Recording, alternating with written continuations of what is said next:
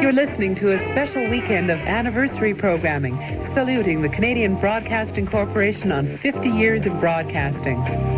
Happy 50th CBC from Radio Saskatchewan, CBC 540.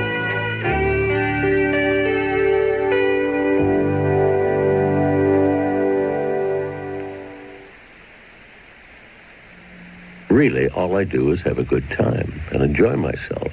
I sort of like sending up classical music and the pomposities of it, and the pomposities of so many people in the business. I think that's the secret of the program, probably. And people may pick it up and say, oh, gee, he said such and such. Wasn't that great to send that person up? Or it may be almost a subconscious thing they pick up, that I hate people. No,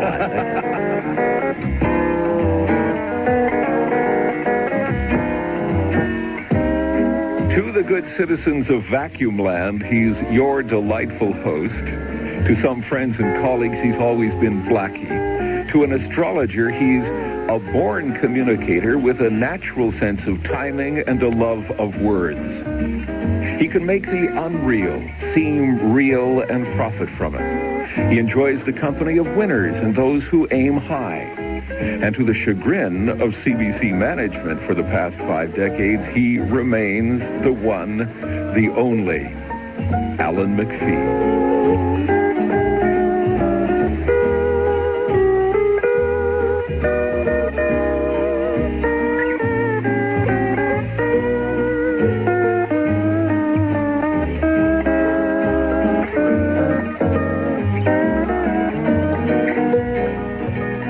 The CBC salutes Alan McFee. Those mellifluous tones have been part of Canadian radio since September 1937. And the legends and the stories have been told and passed down like strange and wonderful folklore.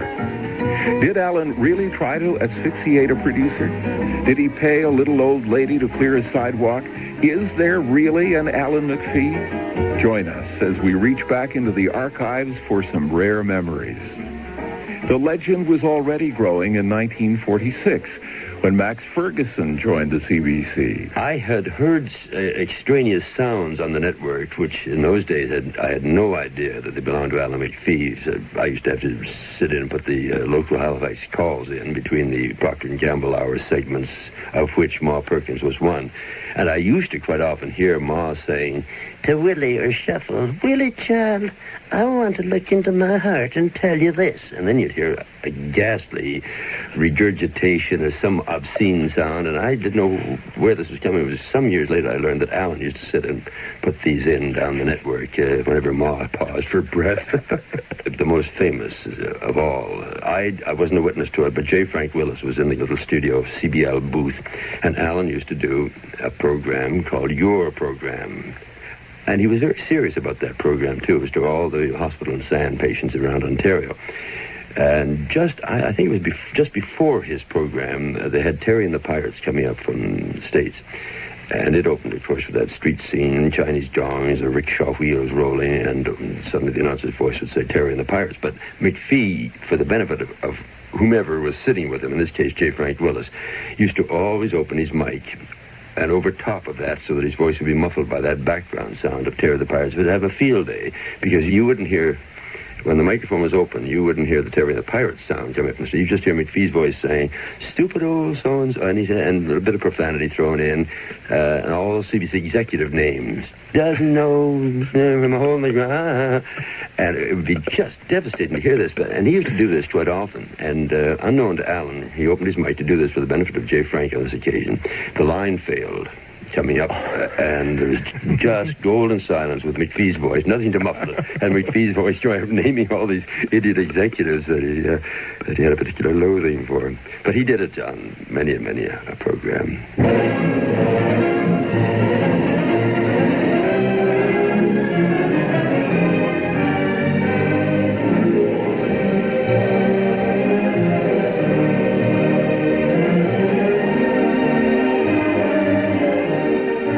Many of the stories about Alan McPhee exist only in people's memories. There are no recordings of the Terry and the Pirates opening, nor of Allen versus Ma Perkins. They all happened live, vanished into the ether. Sometimes a program was kept for posterity, or a recording was ordered for management. Was head office worried about letting Allen loose with a request program? Hello, everybody. This is Alan McPhee, and this is your program. The program is sent out every day at this time, especially for you people in hospitals and sands. And oh, such a dull day it is. Isn't it awful? It's been going this way for a week. If only the weather would clear up a bit. Well, let's just pretend it's clearing up. It might tomorrow, so let's have Norman Brooks greet some pleasant weather as he says, "Hello, sunshine." And this has been requested for Bill, the band leader, Eddie, Archie, Johnny, Charlie, and Lynn, and they're all in the mountain sand. And this is from his 5 old faithfuls. That's Bill's old faithfuls in Brampton. Oh, such old girls they are. Lou, Dot, Joan, Linda, and Peg. And that particular request was sent in by old Peggy McLean. Now, here we go with Norman Brooks and... Hello, sunshine. Goodbye, rain. One of Allen's oldest friends and greatest fans is Johnny Wayne. Well, we met in the Army and got to be very good friends. And then afterwards, we used to go to the Argonaut games at Varsity Stadium, where he drove everyone crazy because with his usual straight face that he always puts on, he would use journalese, sports journalese, talking about things. You know, like, for instance, Frank Clare was the coach of the Argonauts. And he said, "Oh, there's our scholarly mentor, Frank Clare," because that's how Clare was always described in the press. One day, Chuck Broda came walking up in the middle of a game. At that time, he was famous goalie for the Toronto Maple Leafs, and he says, "Oh, here comes Chuck Broda, the burly custodian of the nets." Still with a straight face, and everybody turned around. Of course, I was helpless, but of course, it was McPhee's way of giving him a shot, which is what he does in his radio show all the time. Outstanding exponents of rural rhythm and preeminent among pastoral philharmonic societies are Don Messer and his Islanders from Charlottetown, Prince Edward Island. We take you down where the East begins to Canada's maritime provinces.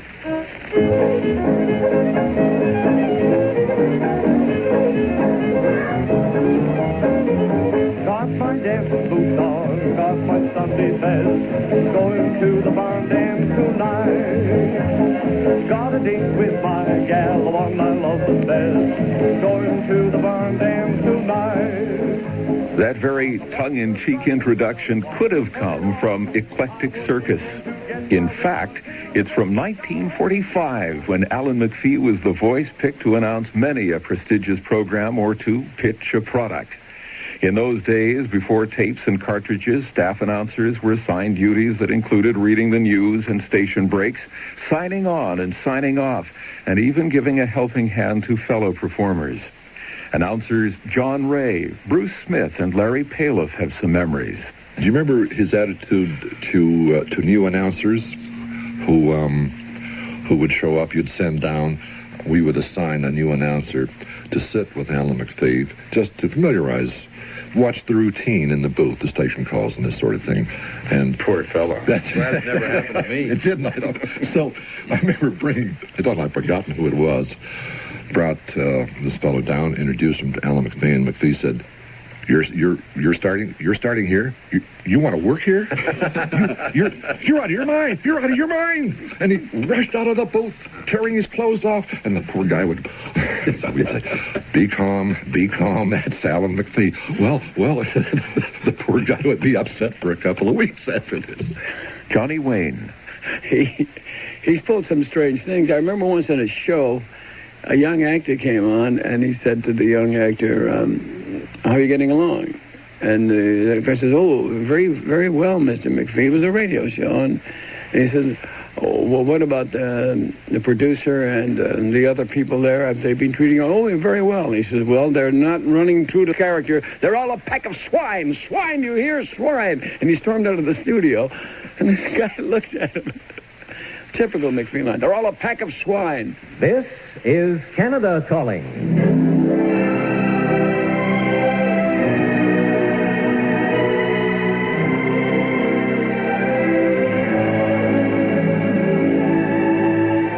British Broadcasting Corporation on the occasion of its Silver Jubilee, with sincere admiration and our best wishes for continued success, the CBC presents this folio of musical miniatures from the New World.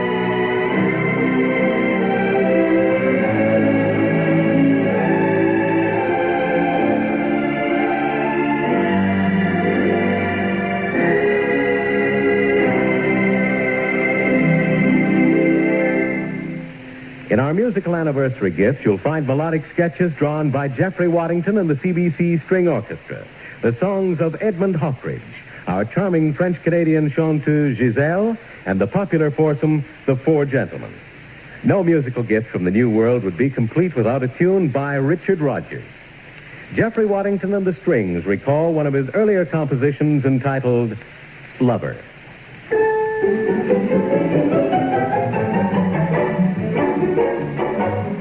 He was a great commercial announcer, too. Yeah. One of the Don't I know it? Bell is different, Bell is new. Here's what Bell can do for you. Makes work easy through the day. Cleans your things the modern way. Bell, Bell, B-E-L. So plus Bell is really swell. Bell makes hard water act soft. Bell. Bell washes faster, better in warm, cool, or hard water. Bell. Bell makes water wetter to wash all things better. Bell. You'll like Soapless Bell, Colgate's amazing new washing discovery. Look for it in the bright yellow package with the blue letters that spell B-E-L. Bell. Quality guaranteed by Colgate. So plus Bell is really swell. I learned a lot of some of my techniques that I later used in commercials. I learned from Alan McPhee. Ladies and gentlemen, Mrs. Lobster Breath of Putridville, Nova Scotia, is a typical Putridville housewife, a mother of 13 fine little youngsters, and whose fine, typical Putridville husband is a typical lobster fisherman, as well as being a typical husband and typical father. Now, Mrs. Lobster Breath has been using, unknown to herself, for the past 3 years, Putrid and Grumble's Queer detergent for all her washing, even for that deep-down lobster juice that just saturates her husband's work clothes and her children's clothes, too. Now, unbelievable as it may seem, Mrs. Lobster Breath knows it only as Brand X. All right, here we go for the big moment. I'm going to leave the soundproof booth now and speak to Mrs. Lobster Breath. Well, Mrs. Lobster Breath, why don't you just tear the paper off the box and let's see what brand it is that you've been using? Oh, I'd just love to, because I've no idea what brand it could possibly be. May I? Please do, Mrs. Lobster Breath. Oh, my land sakes. Who'd have thought it? It's Queer. I've just got goosebumps all over to think that it's Queer I've been using for 3 years now, and I always thought of it as Brand X. Oh, this is the biggest moment of my life. How thrilling. Well, that's pretty nice. And I can certainly understand your excitement, Mrs. Lobster Breath. It's certainly a pretty thrilling moment for just about everybody. It's pretty wonderful. Pretty darn wonderful. And thank you, Mrs. Lobster Breath. You've been a darn good sport. The truth of this commercial is vouched for by Putrid and Grumble, the makers of Queer. I can still see him going around the halls. Monday night, was it? The Northern Electric Hour in his tux. That's right. He could get in and out of a tux in a flash.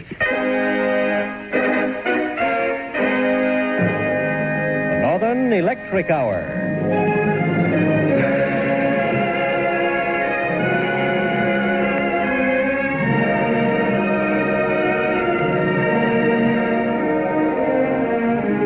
The Northern Electric Company, a national electrical service, and its dealers across Canada bring you the Northern Electric Hour, a program of familiar music broadcast coast to coast and played for you by the Northern Electric Concert Orchestra under its brilliant young conductor, Paul Sherman. Tonight's program features the Canadian bass baritone George London, Quentin McLean at the Northern Hammond organ, and the word and music picture of Forward with Canada. Here for you is the Northern Electric Hour.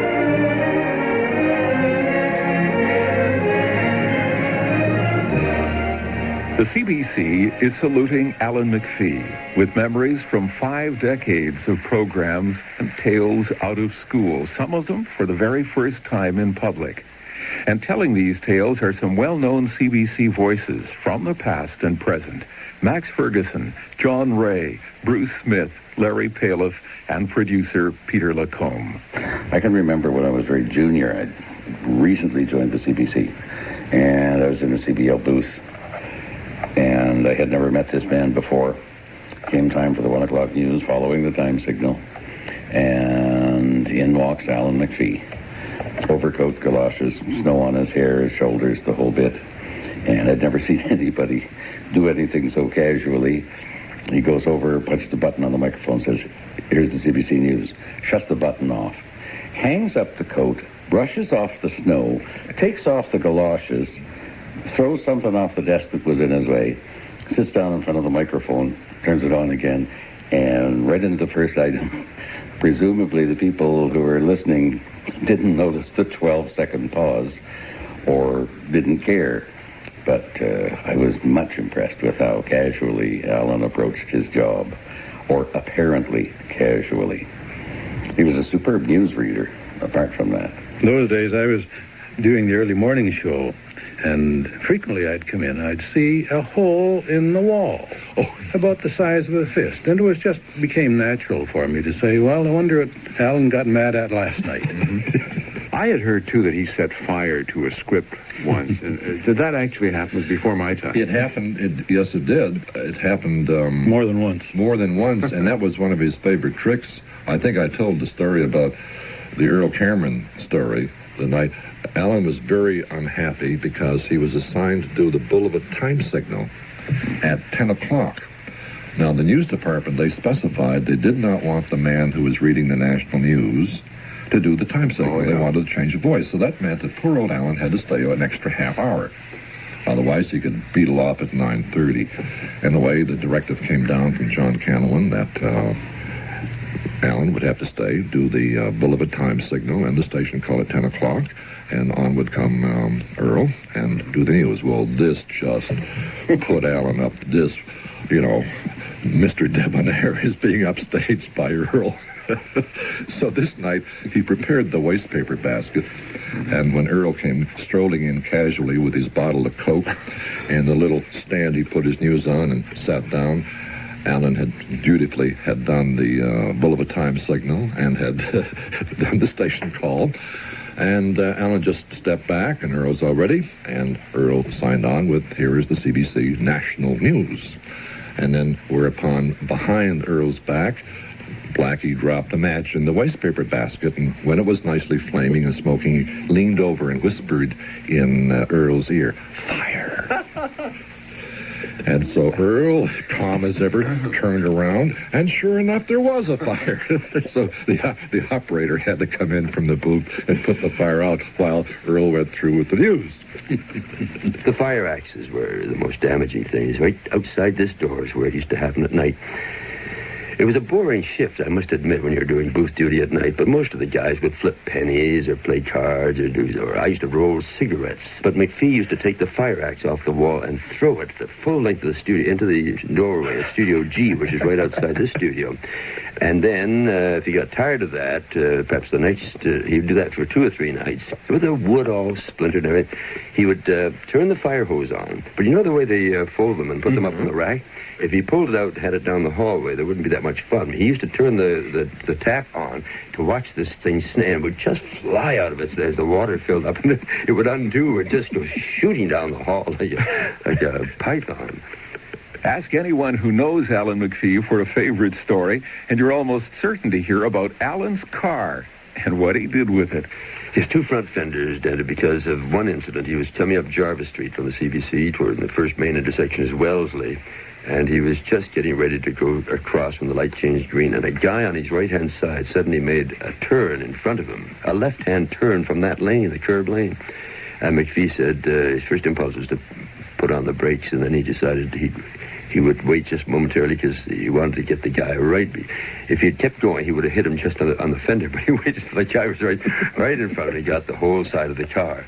And from that day on, waiting for such things to happen in traffic, he kept both those fenders all smashed up. It was the strangest car, that. And it was just a living embodiment of Alan himself. Yeah.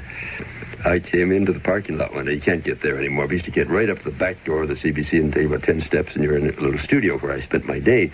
And I saw his car there with the engine running. I came inside, McPhee was there, and I sat with him, and I said, because I thought he was coming out instantly, and that's why his car was running. I said, are you here for a while? He said, yeah, I'm starting a shift, 8 or 12 hours. I said, well, you forgot to shut your ignition. No, I didn't, and that's when he told me.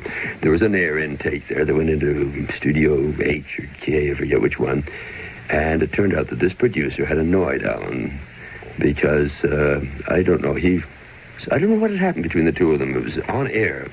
And McPhee refused to turn around and take a cue to sign the program off. He did it on his own good time, and which was a little late for the network.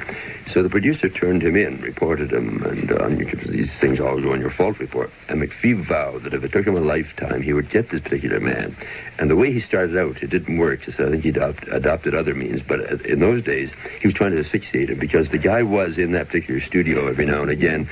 McPhee told me, quote, if it takes a tank full of gas a day, it's well worth it because sooner or later he'll be asphyxiated. It was in the mid-'60s that some of the legends about Alan McPhee began to take a different turn. Not that Alan began to mellow out, but now there was some new status and recognition.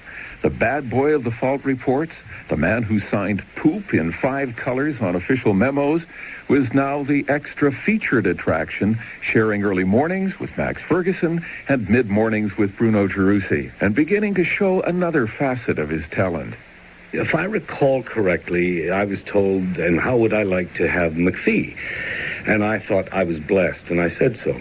I was going to Europe, and they wanted me to go on the air 2 days after I got back, and I said, this is insane. You know, I've already committed this. I want to do this program. This is crazy. The producer said, don't worry about a thing. All you got to do is be back and be on front of the microphone, and McPhee will be there, and I'll have a ton of material for you. I got back. There wasn't any material. I think it was 2 minutes and three hours on the air. And God bless McPhee. You know, I mean, McPhee said, what are you going to do? And I said, I don't know. And we looked at one another, and we went on the air and somehow got through it. So that when I went on the air, if it had not been for McPhee, I don't know how I'd have survived. This is Worry. I'm Alan McPhee. This week on Worry, we examine the condition and the plight of two people at each other's throats. The story of a small restaurant and a toad.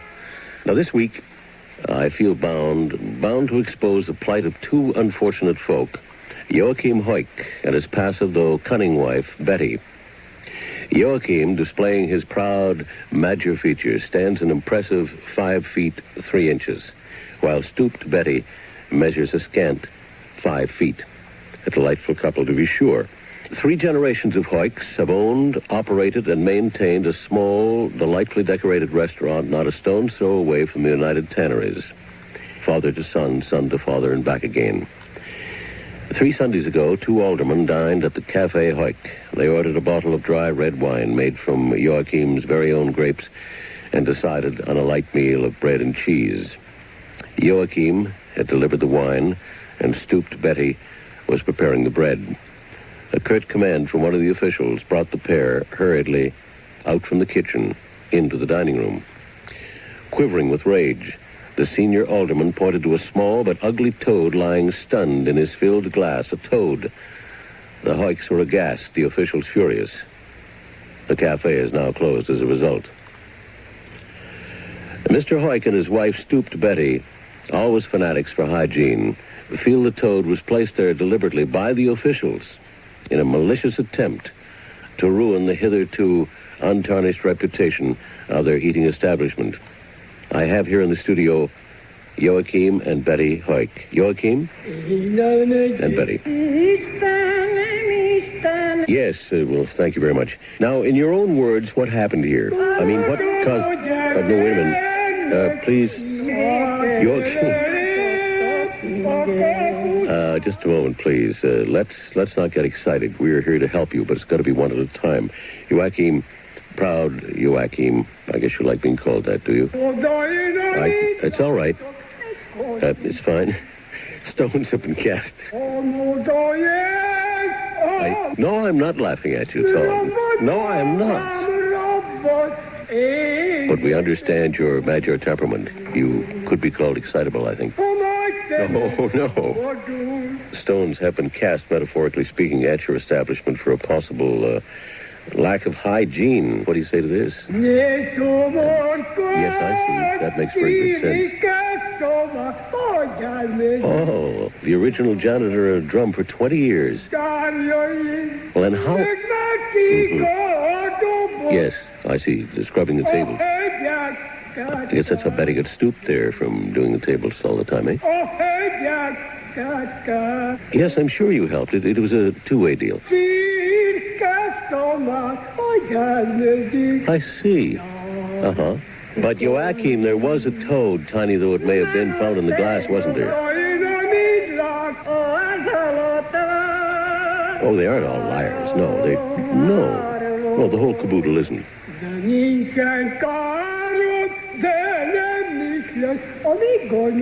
Oh, well, can that be proven? All right, then, in summing this up, you still feel that justice has not been done, that cruel circumstance or even cunning contrivance has brought about this travesty. Very briefly, Betty? Mm-hmm. Okay. Proud, Joachim? Thank you very much, stooped and proud.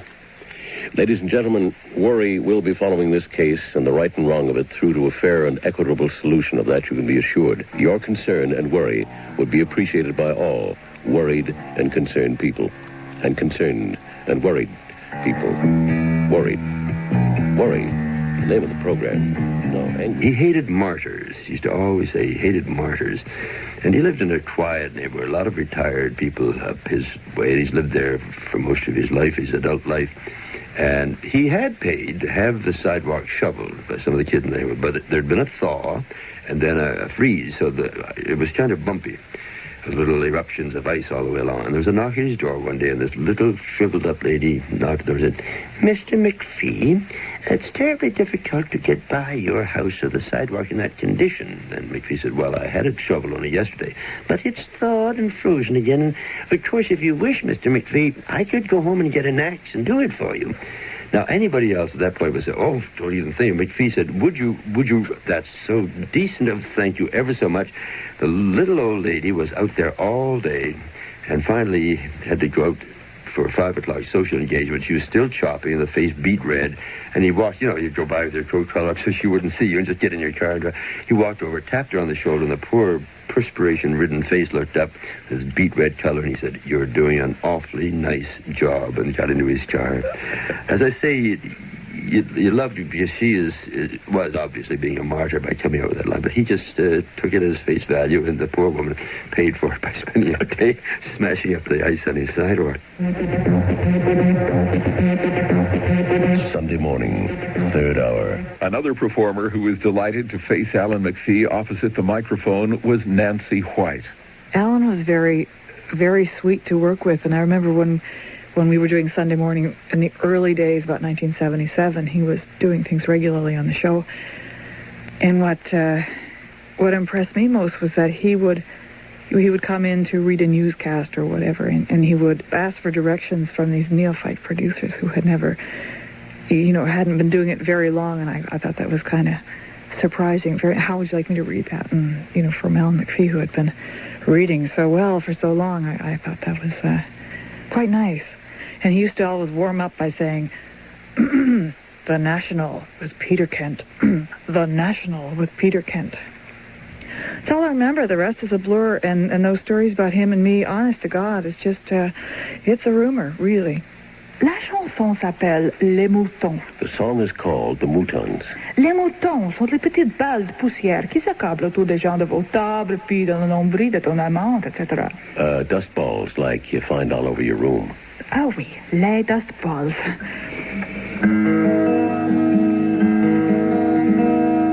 Je ne sais pas. She doesn't know. D'où ils viennent. Where they come from. Je les balaye. She gives a sweep. Mais le jour prochain, But the next day, les voilà. there they Dans are. tous les coins de ma maison. In every corner of her house. C'est des moutons. The moutons. Ah, c'est que je suis fatiguée de ça. She doesn't like it. Sur le plancher. On the floor. Puis sous le lit. Or under the bed. Moutons comme ça. Moutons like C'est that. de la tragédie. Terrible. Je les enlève. She removes them. Une nuit plus tard, et les voici. But once again, C'est des moutons. the moutons. Ah, c'est que je peux pas en faire ça. She can't face down to it. Oh, c'est pas de ma faute. Je suis bonne ménagère. It's not her fault. She's a good Je suis honnête. housekeeper. Je suis propre. Je suis anglaise. She's honest. She's clean. She's English. Mais avec des moutons, je suis toujours en guerre. Always at war with the Et je moutons. perds comme une tarte aux She fraises. loses like a strawberry tart. Now, this is a little used St. Jerome expression. Je Means ne sais exact- pas She doesn't d'où know ils viennent. where they come from. Je les balaye. She sweeps. Mais le jour prochain, The next day, et voilà, dans tous les coins de ma there they maison. are, all over the place. C'est les moutons. The moutons. Oh, je dis que je suis fatiguée de ça. She really doesn't like it. Merci. Merci tout le monde. Merci Alan, que vous êtes gentil. Thank you. Thanks, everybody. Thank you, Alan.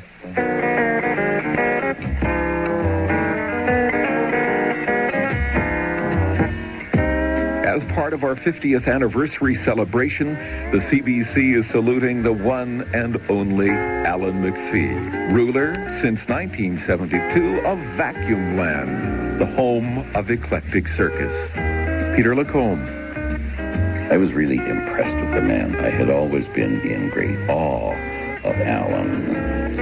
But to work with him for a little while, see him come into the studio, keyed up, concerned, looking a little short-tempered, which I later realized he did before every performance. Then you start the recording, start the program, play the theme, and the time comes for Alan, and the smile comes out, and he starts working off the top of his head, and the magic starts to happen. Hello, Vacuum Land. Welcome to another in the award-winning wireless shows known as Eclectic Circus, a proudly wrapped presentation, and quite frankly, I grow tremulous with an anticipatory delight at the thought of presenting this much-anointed presentation for your edification, enlightenment, and all-round enjoyment. When you listen avidly to Eclectic Circus, you exhibit, believe me, an impeccable good taste that marks you as a person of poise and perception, possessing the presence of the true aristocrat. Now, I don't mean to imply for 1 minute that only the true aristocrat listens to Eclectic Circus. Not at all. And benefits therefrom. They do certainly do that. They benefit. But as a matter of fact, some quite ordinary, down-to-earth people, I am told, listen to, and they benefit enormously from, as it were, rubbing shoulders with the hoi polloi who listen to this program, and then they can compare notes next day and stagger along, and some of the scholarly stardust rubs off on their miserable shoulders, and they the better for it. Your delightful host is me, Alan McPhee, and glad to be me and here, especially with the list of cookies that I'm looking forward to spinning for you. I like that last, didn't you? That's Big Al disc jockey approach that makes me feel like one of the gang in broadcasting and all, anyways, spinning cookies and things like that. Johnny Wayne. He's very lucky. He's got a platform from which to denounce everything that he doesn't like, you know. And if you listen very carefully, I think somebody in communications could do a PhD on the inner messages in McPhee's work, as they do, you know, with James Joyce, the code, you know. McPhee sends out certain signals to certain people, and you can collapse sometimes listening to this stuff. First of all, he detests most of the pompous announcers and people who went to great extremes to give the authentic pronunciation to a name, you know, like Richard Wagner, you know. So there's a waltz. I think it's a Strauss waltz called Wein, Weib, and Gesang, which is Wine, Women, and Song. He pronounced it as, now here is that famous waltz, Wein, Weib, and Gesang. And, you know, When I'm listening to it and I'm driving a car, it's very difficult, because you can go into a tree when this guy starts off on you. But he's wonderful, very funny. Jesse Winchester made it up, and Jesse sang it for you, Vacuum Land. A simply diabolical tirade, by the way, reached my richly enscrolled desk this week via parcel post, accusing your delightfully informed host, me, of being a fraud music-wise. Well, I can only say that if you've any doubt of my scholarship or my worthiness, I would rather you didn't listen. So many real jazzy, upper-class, old family people do listen. Swell people that are kind of snobby like me. I like to conduct Eclectic Circus as a, how shall I phrase it? Let's say a well-run gentleman's club. It will always be that way, I trust. God, that's good booze.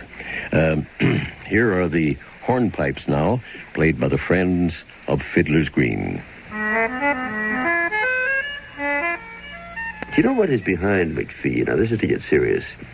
The reason McPhee did all these awful things, he believes in national broadcasting, sincerely. And it broke his heart to see, again, I'm speaking of 25 years ago, the incompetence that went on here, covered up by laughs as if who cares. And I used to get the same frustrations, only I'd take it out on a chair or something, but McPhee would do these awful pranks in rebellion against, sort of, it was a protest, really. As I say, he did bad things, but for good reason, because there's never a day went by that people wouldn't say, "Did you hear what McPhee did today?" This sort of thing. It was the talking point of the day, his escapades. From coast to coast through the CBC Radio Network and around the world on shortwave, this is the 15th anniversary edition of As It Happens.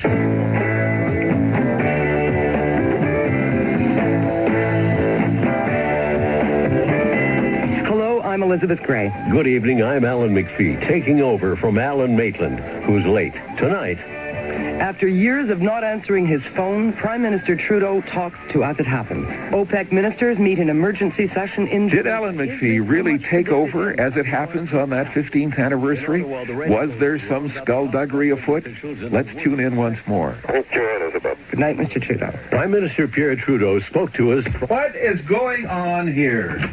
McPhee? Yes, well, I've observed you in the corridors, sneaking around, skulking around Studio F for long enough. I don't skulk and I don't sneak. I've always wanted this job. What job? The As It Happens co-host. You've wanted that as long as I can remember. No, my feeling was that it just could the one be time in 9 years when I'm late. And you know why I'm late is because you reset my watch. Look, it's 5 minutes late, and you did it. Didn't touch your damn watch. Didn't even see your watch. I bet you did. No. But I will tell you this, Maitland. I've been trying to show you how to do this job for years. You won't take the hint. So you just sit down and watch carefully. Because I'll tell you why, matey. You're going to learn something. From whom? From whom? From whom? From me. Hey, or from me, I mean. Alan Maitland. Not a chance. We are on the air. I don't care. I've had enough of this, old man. I care very much because I am a professional. We are on the air. If you could, and don't be rude to Elizabeth, for heaven's Maitland, sake. if you could just let Mr. McPhee finish. We'll sort it out later. Maitland and Mr. McPhee. Quiet. Mr. Maitland, if you please. Oh, all right. Now, let's get on with this show. That's the main thing. Dateline, Abu Dhabi. What's the laugh about? Disgusting. That Persian Gulf oil slick described as being the size of Belgium is still causing Arab officials nightmares. But reports today indicate that environmentalists are seriously considering a plan to soak up the oil slick using the feathers of some 450,000 guinea fowl.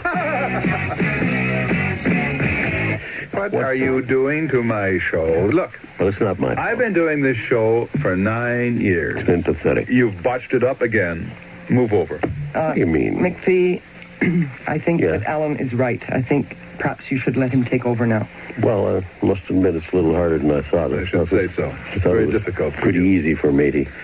But this isn't my fault. Holy socks. Look, just sit there and listen. Now, this is how we really do As It Happens. Could I have some theme, please? I'll arrange it.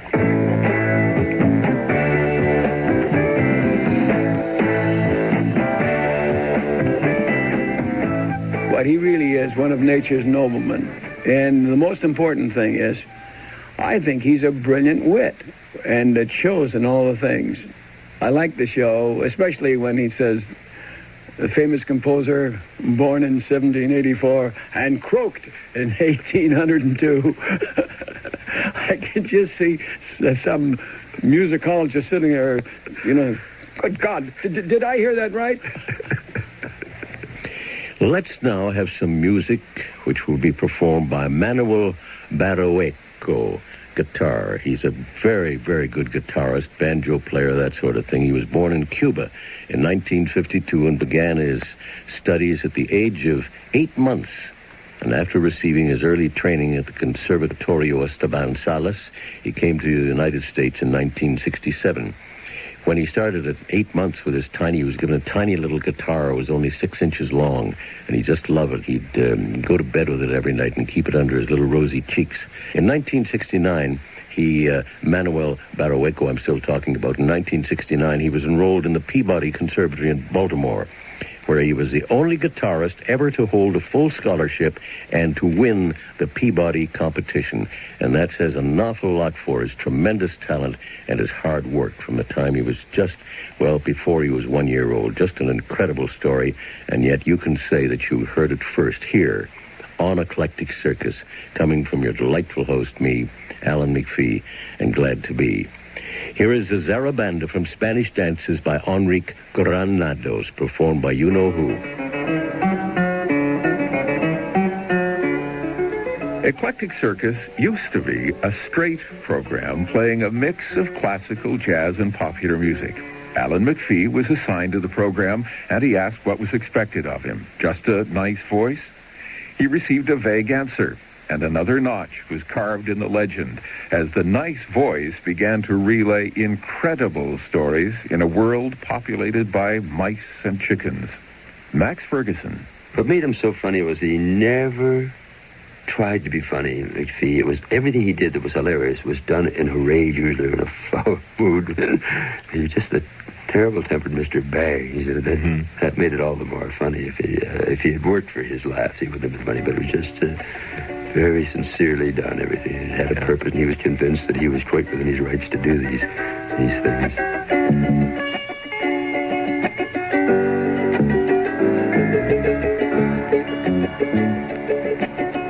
See, I live a kind of dichotomy these nights because you're all my friends out there. Vacuum Land is a very real place to me now. Very, very real. My feeling is that a lot of you may be very, very happy right now. Some may be very, very sad. And always in between. And that's the main reason for putting on this program, to try and make not everything even and dull and everybody the same, but perhaps to bring a little happiness into people's hearts. One hopes so.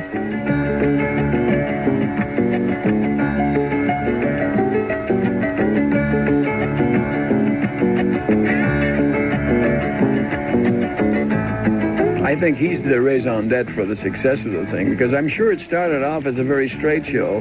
McPhee could never really read any of the conventional,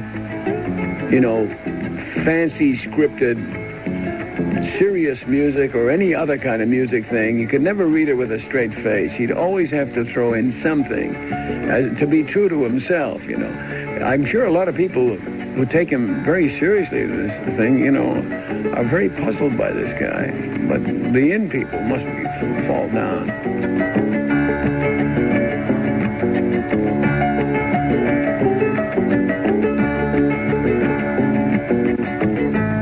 Alan McPhee joined the CBC almost 9 months to the day after it came into being. The birth of a legend.